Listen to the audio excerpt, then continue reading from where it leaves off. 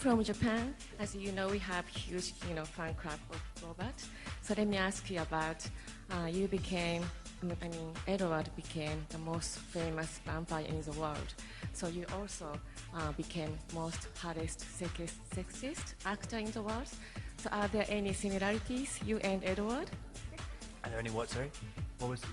I think she said you were hot and sexy. How does it feel to be sexy? Are there any similarities, you and Edward?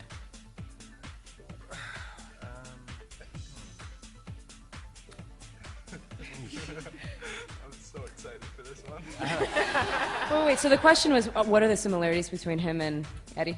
Okay, similarities. I don't know. Like, I don't know. What do you think? Come on. What? No, I really can't tell anymore. I mean, it's after the first. I remember meeting you the first time and like arguing with you tons about. Yeah, you sat there and argued with me about what Edward thinks and feels. It was actually amazing. It was awesome. But then after you've done like kind of 3 movies, you kind of get to a point where you're like, there's an instinctive understanding of it, so you don't really know where you end and where the character begins after a while. And so I don't know. I mean, there are certain things where you don't know if he's similar, if it's you thinking, because I mean, I've spent so much time in Vancouver and you're just like, Edward wouldn't do that, and if someone asks you why, you don't know why. You're just like, because I wouldn't do it. Hi, I'm John from E! Online. It's kind of crazy because the last movie hasn't even come out yet, but there's been a lot of speculation and talk about possibly rebooting the Twilight franchise. So I was kind of wondering what, on the whole, your thoughts were on that, and for the actors, what your thoughts were on possibly seeing someone else take on these characters you've made iconic. Love that expression.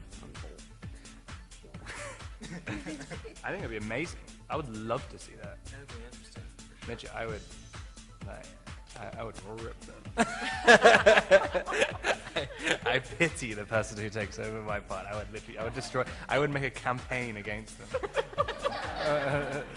But at the same time, I think like what's really great about this though, and the reason turning that last page is what it is this you just have a faith it's done. You know what I mean? It's like, oh, okay, they can have it now. I mean, I feel like maybe this is just a very insider's perspective. I played her, but if anything else happened, I swear to God, like, please leave them alone. Do you know what I mean? Like, please let them.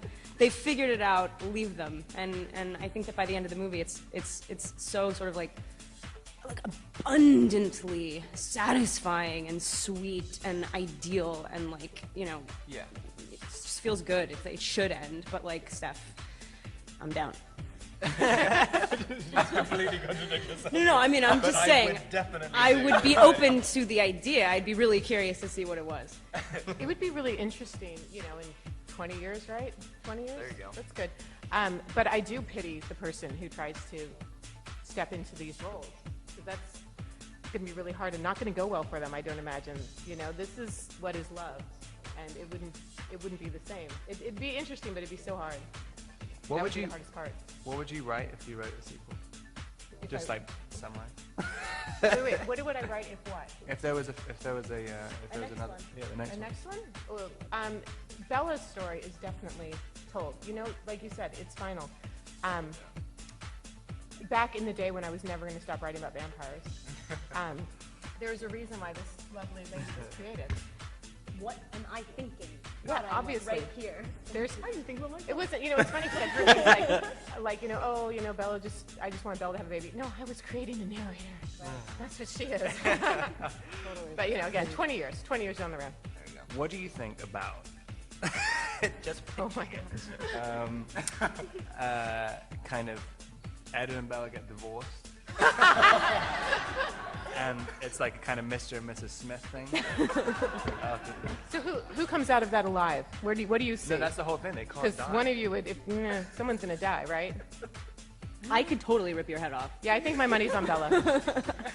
Yeah, but it's like, yeah. Okay, what are we doing? What are we doing right now? Okay, right in the middle, down in the middle here. Jeremy Parsons from Reels. Rob, we remember, I think 4 years ago, whatever it was, the very first Comic-Con, you came out of Hall H almost visibly shaken by the experience of the fans. Compare Comic-Con then to Comic-Con now in terms of your experiences through all these years.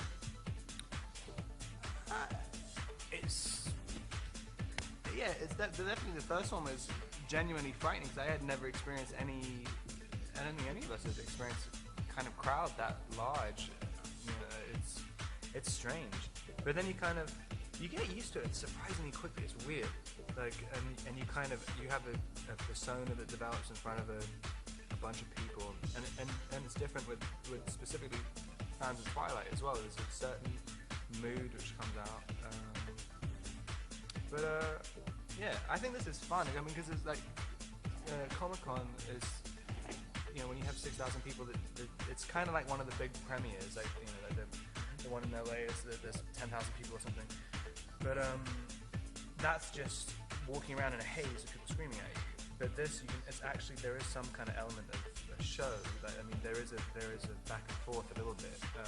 So it's way more fun than just kind of. Like when you turn up to a premiere, it's literally like it's exercise, doing a marathon basically. But this is actually, you know, it's something. It's a game. Brianna from EP Daily. I just want to ask.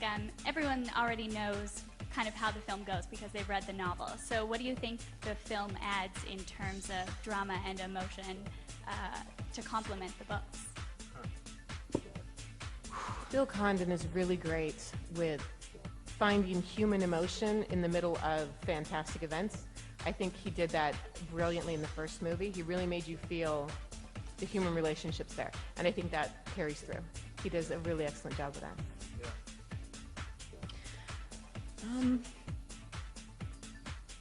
I hope it doesn't sound like I don't know, like we're like really arrogant.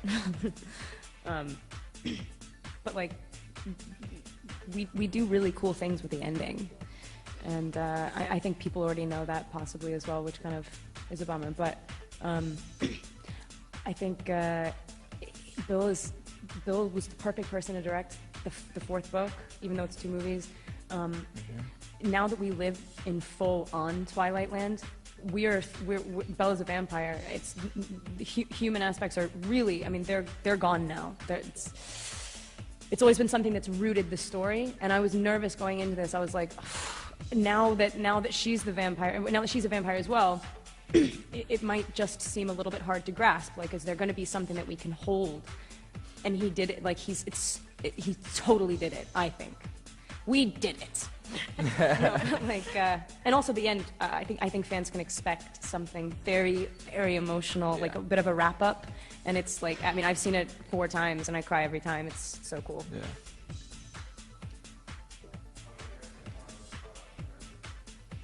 Thomas Wilkinson, Cumulus Media. As with the end of any saga, the action is bound to ratchet up.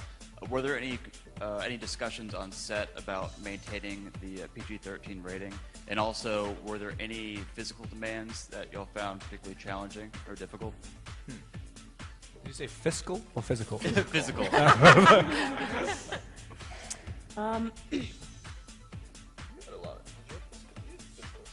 Yeah, Kristen, you wore a hand brace for a lot of the movie. I think that you'd win the prize on that one. I have really bad luck with my thumb. It's true. It's plagued me, actually.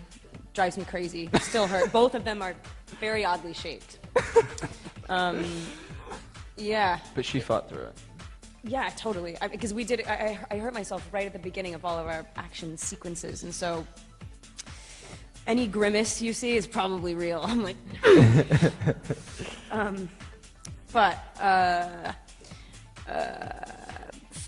physically, this thing's been more challenging than anything because even the way she walks into a room is different than how I would walk into a room. I mean, everything is. If you think a mile a minute, you're never going to be indecisive about anything. Everything is very pointed, and that was fun. I think I got to see everyone else's versions of their vampires over this really long period, and so I feel like I liked picking and choosing what to use and what not to use. It was sort of I feel like rounding her out was fun and physically really, really challenging. I remember going up to Stephanie on the first day that I had to play a vampire because we shot them they were integrated schedules, and I was like, Steph, how am I going to sound like wind chimes, you jerk? Like, that's impossible. I really, like, it kind of blew my mind. So stuff like that was the biggest challenge for me. Letting go of that, because I don't sound like wind chimes. Over here, Terry Morrow with Scripps Howard. After doing all these films, do you have a better insight on what makes this phenomenon? For me, no. Any of you? Not at all. I really do greatly apologize, but Rob was just speaking to me and I didn't hear your question. He wants to know if we have better insight on why this is a phenomenon now that we've done the movies, which I don't, because it still surprises me all the time. Well, I think you're just being extremely humble about it. Because what I say, I never can answer that question, but all the credit does go back to the books and the characters that this one has created. I mean, that's where it all started, and we're extremely honored to be in the situation to bring those to life. But I mean, the characters in the books are what these fans fell in love with. So, and I don't know if it's, you know, how they relate to them, and I have no idea, but I know that is where it began. That's all I know. Yeah, I think if you could define it, then we'd be doing more of it. That's the thing, is when you hit something, that's, you know, I have been obsessed with this thing, and it's been such a personal experience. And you look over, and there are, you know, there are other people that identify with things that I do, and that shared energy is like the coolest. It's very igniting. It spreads. You know, if you like something and you can share it with your friend, suddenly you guys love it. Do you know what I mean? It's like because you share it. And I think, I mean, I don't know why this thing was the one that people became obsessed with, but I think it just sort of just lit up. This is odd. I don't know why this feels weird. Right?